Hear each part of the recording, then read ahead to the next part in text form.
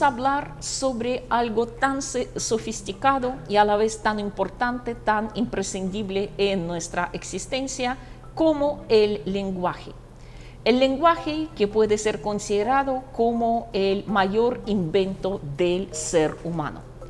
Como se sabe, alrededor del lenguaje existen numerosas polémicas. Algunos, por ejemplo, afirman que era un don divino, que al principio había la palabra, que fue Dios quien nos enseñó a hablar a su imagen y semejanza.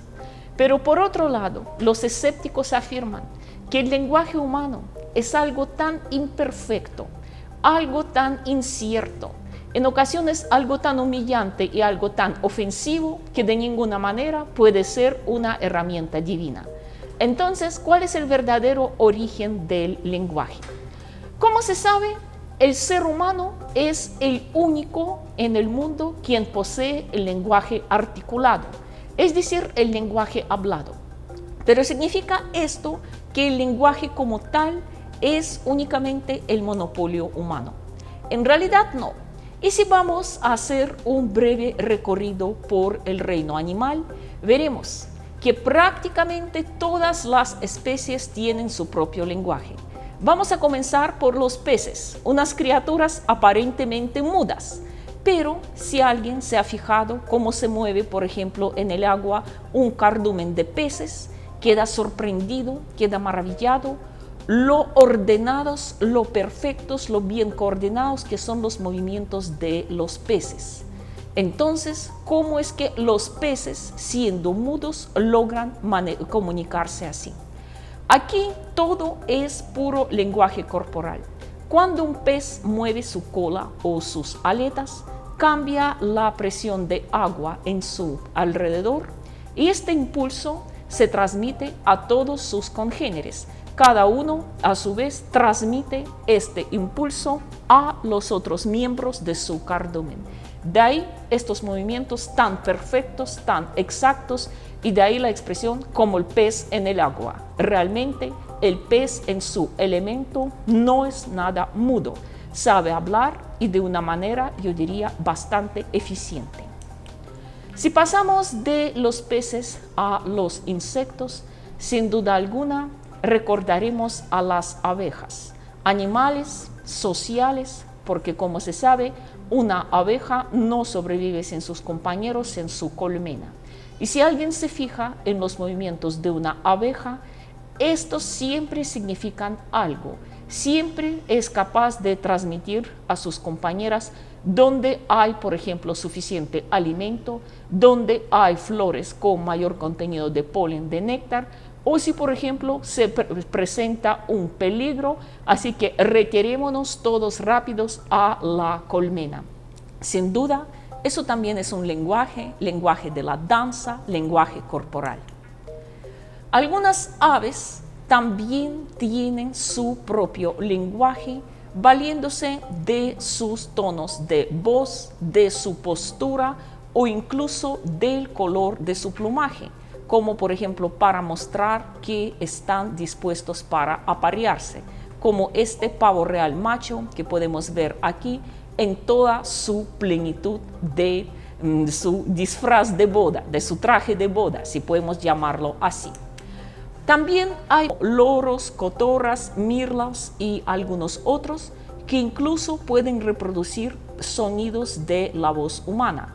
Me imagino que todos han visto, por lo menos alguna vez, a los loros parlantes y nos sorprenden con qué facilidad y con qué precisión pronuncian palabras o en ocasiones incluso oraciones completas. Pero en realidad no están hablando en pleno sentido de la palabra porque no se dan cuenta de lo que dicen. Así que, por ejemplo, decirle a un loro grosero cuando le dice alguna palabra no muy apropiada y lo repite además en varios idiomas, como algunos loros que yo conozco, no hay que acusar de esto al pobre loro, sino más bien a aquel humano quien le enseñó a reproducirlos. Un loro le puede decir palabrotas sin darse cuenta de lo que está diciendo. Él simplemente lo repite todo mecánicamente, su cerebro es demasiado pequeño como para poder articular las palabras tal como lo articulamos los seres humanos. Aunque, como se sabe, también hay algunos humanos que primero dicen las cosas y después piensan. En este sentido, podemos decir que no se diferencia mucho de los loros. Si vamos a pasar de las aves a los mamíferos, comenzando también por los más pequeños, los más primitivos, pero nos daremos cuenta que incluso estos mamíferos pequeños, que se destacan por ser animales sociales, por vivir en una sociedad bastante bien organizada. En este aspecto podemos hablar sobre una especie norteamericana, los así llamados perritos de las praderas, o de los suricatas surafricanos, últimamente bastante famosos gracias a la película El Rey León, pero de todos modos, estos animales realmente poseen cierta inteligencia, al menos a nivel de comunicación, tal como por ejemplo el suricata que vemos en esta imagen en postura de guardia. En cuanto nota algún peligro, de una vez, por un chillido, por unos gestos, transmite la señal a toda la comunidad que peligro, por favor, nos retiramos a las madrigueras. En este sentido, el lenguaje ya es no solo de gestos, como en caso, por ejemplo, de peces o insectos, sino también de sonidos. Si vamos a avanzar hacia los mamíferos más avanzados, más desarrollados, sin duda alguna tenemos que mencionar a los delfines. Delfines cuya inteligencia en el mundo animal solo está por debajo de la inteligencia de los humanos. Hoy los especialistas del comportamiento de estos mamíferos marinos han detectado por lo menos 30 expresiones que ellos pueden mostrar, tanto con sus famosos saltos, con sus movimientos, tanto dentro como fuera del agua, así como con los numerosos sonidos de su voz. Como se sabe, el sonido de los delfines tiene una gama muy variada. Y algo curioso, cuando por ejemplo en un delfinarium, en un acuario, colocan a los delfines procedentes de diferentes regiones, por ejemplo, delfines, supongamos como un buen caso en los Estados Unidos, cuando en un acuario estaban viviendo delfines de la costa pacífica y los delfines del Caribe, al principio no se entendían entre ellos estos dos grupos, como si en este sentido podemos decir, al igual que humanos, poseen sus dialectos, que los delfines del Pacífico tienen su propio lenguaje, delfines del Atlántico, del Caribe, uno diferente. Aunque pasado algún tiempo comenzaron ya a comunicarse entre sí, primero con los gestos, es decir, con los movimientos, y posteriormente ya con los sonidos. Al igual que dos grupos de humanos, de dos etnias, de dos pueblos diferentes, que al comienzo aplican los gestos y solo después ya aprenden algunas palabras. Sí, como podemos ver, una observación muy interesante. Tan variado es el lenguaje de los delfines que incluso poseen ciertos dialectos regionales, si podemos decirlo así.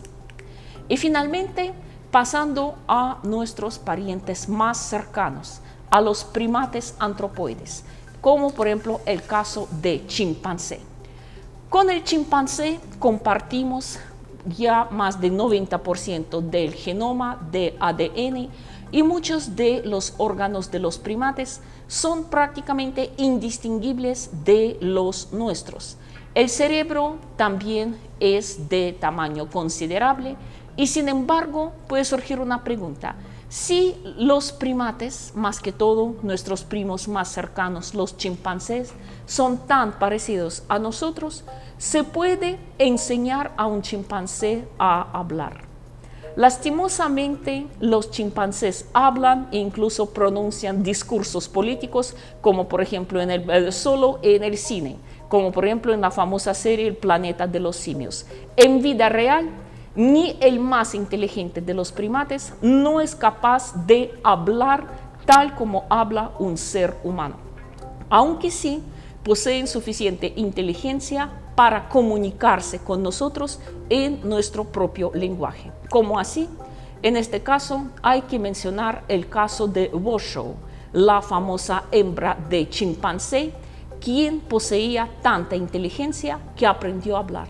¿Cómo lo hizo? Puede surgir una pregunta. No con la voz, sino con los gestos. Gracias a unos años de trabajo intenso con sus entrenadores, ella aprendió más de 350 frases, incluso expresiones completas, en el lenguaje de sordomudos en inglés. Aquí precisamente podemos ver a Woshow comunicándose con los humanos y ella puede decir, por ejemplo, tengo hambre, tengo frío, tengo sed. También, como podemos ver, puede decir llave, es decir, ábreme la puerta, yo quiero salir, y muchas otras cosas. Woshow fue la primera chimpancé quien aprendió a hablar con los humanos en nuestro lenguaje. Curioso que ella tuvo una vida bastante larga, dejó numerosa descendencia y casi todos sus hijos y nietos aprendieron a hacerlo. Aunque no a este mismo nivel, ella sin duda alguna fue la más capaz, pero curioso que posteriormente otros chimpancés de la comunidad comenzaron a imitarla y imitar a sus descendientes. Así que, como podemos ver, hoy en los Estados Unidos se cuenta con toda una comunidad de chimpancés capaces de comunicarse con los humanos, no como en la película, pero sí en vida real. Pero de una vez surgió la pregunta: si chimpancé es capaz de aprender palabras en lenguaje sordomudo, ¿qué es lo que le impide articularlos? No es la falta de su inteligencia, sino pura anatomía. Chimpancés prácticamente carecen de la faringe.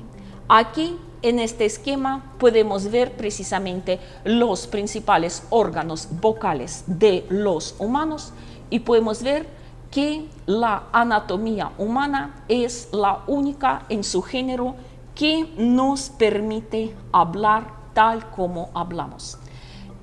Claro que ahí está, por ejemplo, también la lengua. La lengua del humano es mucho más gruesa, mucho más flexible y además situada en un ángulo recto dentro de la garganta, lo que ninguna otra especie posee. También, como podemos ver, la laringe del hombre está ubicado mucho más abajo que de cualquier otro animal. Y la faringe, algo que es propio solo a los humanos anatómicamente, la faringe sirve de orificio común tanto de la tráquea, es decir, por donde entra el aire, como también del esófago, por donde bajan los alimentos. Por eso es que siempre que uno dice a los niños, no hables mientras estés comiendo. ¿Por qué? Porque en este caso la comida, los alimentos pueden taponar la tráquea y por eso es que comenzamos a toser y estamos incluso en peligro de ahogarnos. Podemos decir que este detalle anatómico, el orificio común para la tráquea y para el esófago, es como la paga que tuvimos que pagar los humanos por poseer el don del lenguaje. Ningún otro animal, incluidos chimpancés y gorilas, corren este peligro. Solo los humanos podemos ahogarnos con la comida si abrimos la boca en un momento inapropiado. Como podemos ver, por todo en esta vida hay que pagar. Ya hemos mencionado, por ejemplo, que las mujeres tuvimos que pagar por el bipedismo con la estrechez de nuestras caderas y con los partos difíciles, por el nacimiento de las crías que son imposibles de sobrevivir sin ayuda de la madre. Eso es un lado. Y otro problema anatómico, como podemos ver, que los humanos tuvimos que pagar, es lo de la faringe. Y ya está demostrado que la faringe es el órgano clave para poder articular palabras. Como se sabe, a veces resultado de algunos accidentes, de algunos traumas, las personas sufren daños en la lengua, en la laringe, pero imagínense las personas que habían perdido una buena parte de su lengua sí pueden hablar. Claro que ya no es un discurso tan, digamos, nítido, pero se puede hablar y se puede entenderlos. Lo mismo ocurre con las traumas de la laringe, pero si el daño ha sufrido la faringe, ya nada se puede hacer. Así que, como podemos ver, faringe, un órgano tan pequeño y aparentemente tan insignificante, ha sido el más importante, ha sido clave en cuanto al desarrollo del lenguaje articulado. Entonces surge la siguiente pregunta. Si los seres humanos hablamos y nuestros familiares más cercanos en el reino animal, los chimpancés, no pueden hacerlo, ¿cómo entonces, en qué etapa de nuestra evolución comenzamos a hablar? En este caso deberíamos trasladarnos tal vez hacia unos 4 o 5 millones de años antes de Cristo, a la época de los australopitécidos, aquella especie que hoy día es considerado por muchos antropólogos como aquel eslabón perdido que nos une al reino animal. Es muy posible que los australopitécidos, como poseían un cerebro, aunque todavía no tan grande como los seres humanos, pero mucho más grande que los chimpancés, ya habían elaborado una especie de lenguaje también a base de algunos sonidos, aunque todavía poco articulados. Tal como, por ejemplo, dice el antropólogo David Pilbeam, voy a citarlo ahora, que el origen del lenguaje remonta en la época muy primitiva, posiblemente a la de los australopitécidos, y que ha sido un útil moderador de comportamiento agresivo dentro de aquellos rebaños antropoides. Todavía, digamos, no podemos llamarlos homos, humanos en pleno sentido de la palabra. Entonces, lenguaje como moderador de agresividad. Es decir, en vez de lanzar una piedra, en vez de dar un mazazo contra la cabeza que alguien por alguna razón me ha ofendido, me ha enojado, voy a ponerlo en su lugar con una buena palabrota. Eso es, en breve, así será la tesis de Pilbeam, si lo traducimos a nuestro lenguaje cotidiano. Pero, de todos modos, algunos investigadores consideran que es una hipótesis demasiado valiente, que como que mejor freno la agresión con una palabra que contestando con un mazazo o con un puñetazo, porque el cerebro de los australopitécidos todavía era muy reducido para articular frases bien pensadas. En este aspecto, me gustaría leer el fragmento de la novela Antes de Adán de Jack London.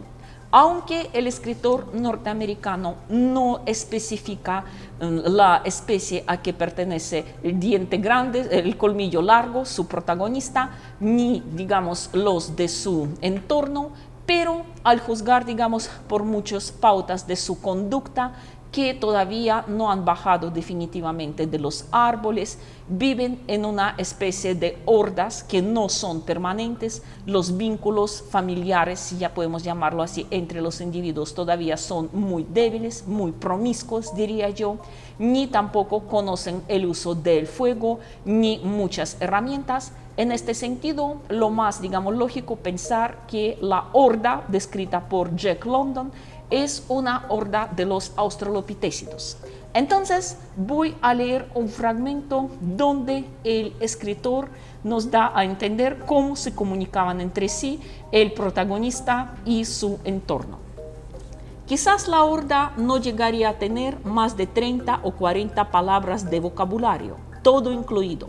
Más vale llamarlas sonidos que palabras, porque eran en realidad sonidos primitivos.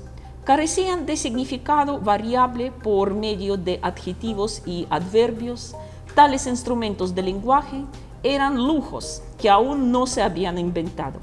En lugar de calificar a los nombres y verbos por medio de adjetivos y adverbios, nos valíamos de la entonación que dábamos a los sonidos, cambiando la duración y tono, retardándola o, por el contrario, acelerándola. La duración de un sonido, o sea, el tiempo empleado en su pronunciación, encerraba el matiz de su significado. Así se desarrolló el lenguaje. Los pocos sonidos de que disponíamos nos permitían pensar un poquito más allá de ellos, y entonces aparecía la necesidad de nuevos sonidos con que expresar el nuevo pensamiento. A veces, sin embargo, pensábamos mucho más allá del alcance de nuestro medio de expresión y conseguíamos algunas abstracciones que no podíamos en modo alguno darlas a conocer al resto de la horda. Después de todo, el lenguaje no iba formándose rápidamente en aquellos días. Muy buena descripción, a mí me parece lo más lógico en cuanto a la forma con que podrían expresarse los australopitecidos. Siguiente especie en nuestro árbol evolutivo sería Homo erectus. Homo erectus considerado ya 100% humano porque ya usaba las herramientas y además sabía fabricarlos, había descubierto el uso del fuego, era ya un cazador que no dependía de los restos de las presas de otros depredadores y, más que todo, se convirtió en un auténtico ciudadano del mundo, dejando detrás de sus espaldas la sabana africana y salió a expandirse a los 3 continentes, Asia, África y Europa. Homo erectus ya poseía un cerebro lo suficientemente desarrollado y, según las investigaciones recientes, aunque habían sido un tanto complicadas, pues como se sabe, ni la lengua, ni la faringe, ni la laringe no se fosilizan, no es tan fácil restaurarlos en una especie ya extinta, pero muchos momentos, muchos aspectos de la vida de Erectus nos demuestran que sí poseía ya el don del lenguaje. Por lo tanto, podemos decir que la respuesta a la pregunta ¿cuándo se nos desató la lengua? Podemos decir que esto sucedió aproximadamente hace 2 millones de años, cuando el Homo erectus se formó como una especie independiente. Sin duda, las actividades de Homo erectus serían imposibles sin el desarrollo del lenguaje.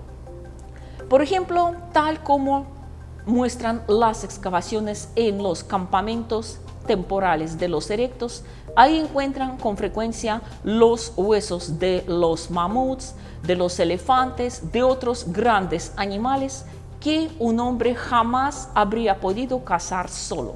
Eso quiere decir que deberían tener una técnica de caza en grupo bastante bien desarrollada y, por lo tanto, antes de emprender la cacería, deberían ponerse de acuerdo cómo vamos a actuar, quién se coloca en cuál lugar, quién espantará al animal y quién le causará el golpe decisivo, etcétera, etcétera, etcétera. Por lo tanto, donde está ya distribución de roles, de funciones, ahí deberían ponerse de acuerdo.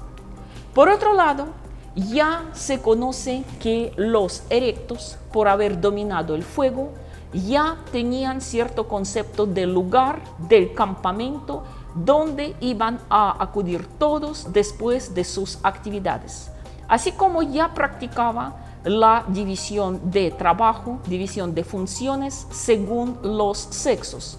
Los hombres se ocupaban de la caza, las mujeres de la recolección, y al final de la jornada deberían ponerse de acuerdo dónde vamos a reunirnos, dónde vamos a quedarnos a dormir esta noche, en algún lugar seguro. Así que a eso deberían también haber llegado por medio del lenguaje.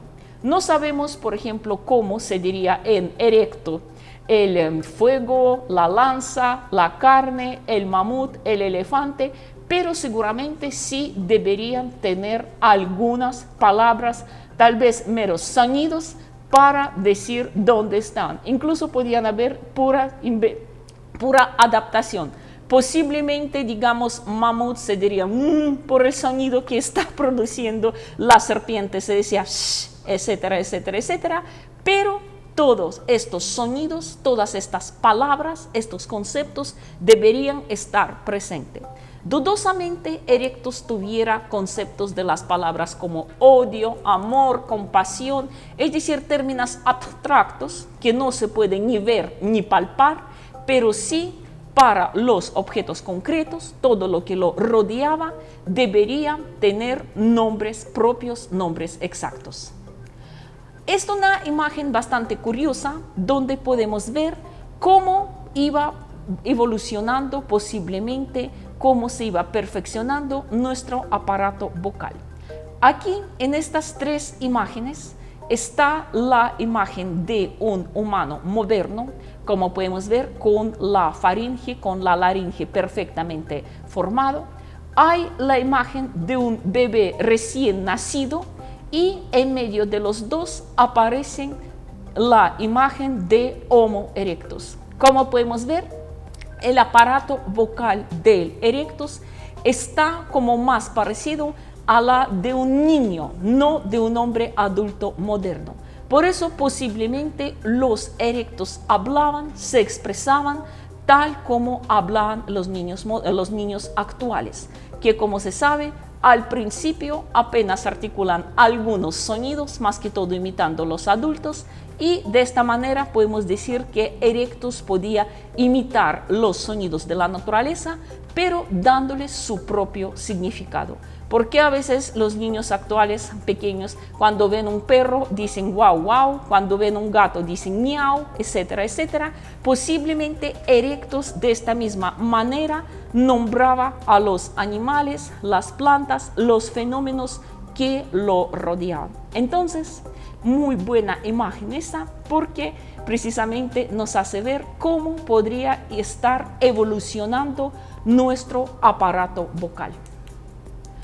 También existe la noción que hay un vínculo directo entre el desarrollo del lenguaje y el descubrimiento del fuego. Puede surgir una pregunta: ¿y eso a qué se debe?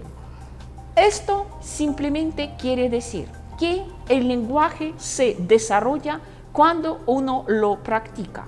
Pues hoy día cuando uno, por ejemplo, está aprendiendo alguna lengua extranjera, siempre dicen: usted puede leer, puede escuchar programas, puede escuchar grabaciones, pero si no la practica, no aprenderá nada. Lo mismo, el ser humano debió haber perfeccionado su lenguaje cada vez que tenía tiempo para hacerlo. Claro que, por ejemplo, en medio de una cacería, los cazadores tenían que comunicarse por medio de unos sonidos, palabras breves, para, digamos, no perder la presa, para evitar los peligros, cuando el hombre podía hablar a sus anchas. El descubrimiento del fuego había prolongado bastante la jornada del hombre. Antes, por ejemplo, cuando oscurecía, ya era preciso buscar algún escondite y quedarse ahí quietos, sin emitir demasiados sonidos para no atraer a los grandes depredadores. El fuego creó para el hombre cierto círculo de protección.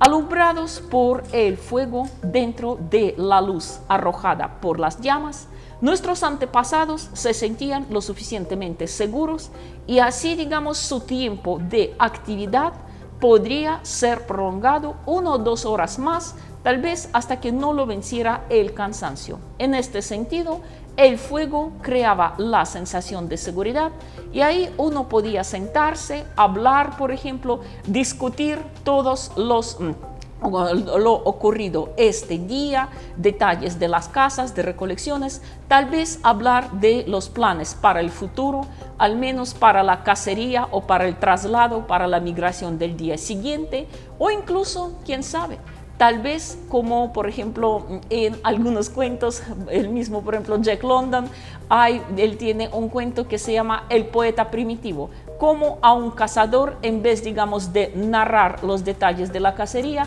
se le ocurrió simplemente cantar la luz del sol, la belleza del atardecer, etc. En este sentido, como podemos ver, hasta podrían surgir primeros discursos abstractos, aunque sin duda había poco tiempo para esto. De todos modos, a veces nosotros todavía tenemos mucho de nuestros antepasados cada vez que, por ejemplo, nos reunimos en la sala alrededor de un televisor prendido.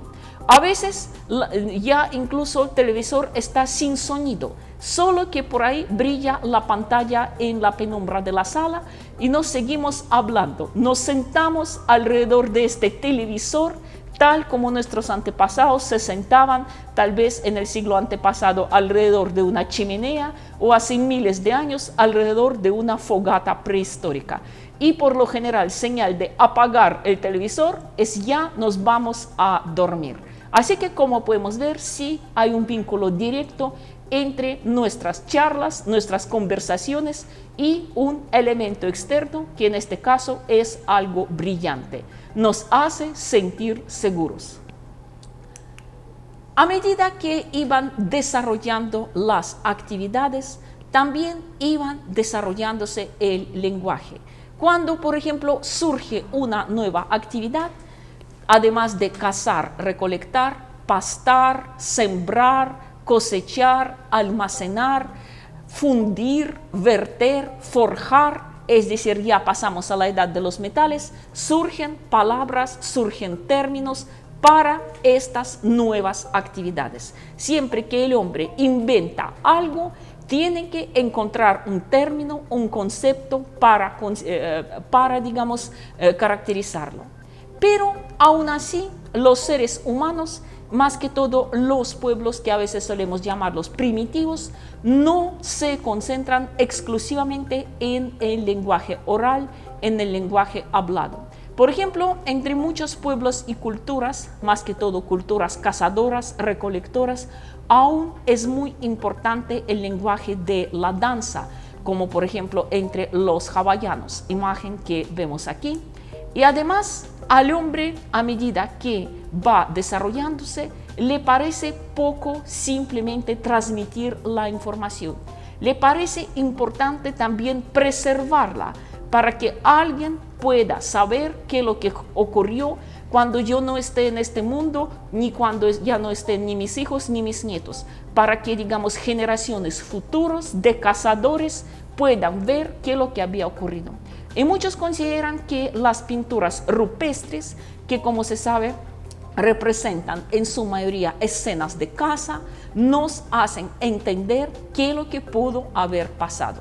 Pero poco a poco las imágenes 100% realistas, como por ejemplo esta imagen del caballo, se reemplazan por algunos símbolos más bien abstractos que nosotros a primera vista no podemos descifrar, pero tal vez aquellos quienes los habían trazado en las paredes rocosas de las cavernas ya sabían darles una explicación. Y de ahí, desde estos símbolos, ya no nos queda más que un paso hacia la escritura, el lenguaje escrito. Pero esto ya sería otra historia, otro tema y una nueva etapa en la historia de la humanidad que marcaría el fin de la prehistoria.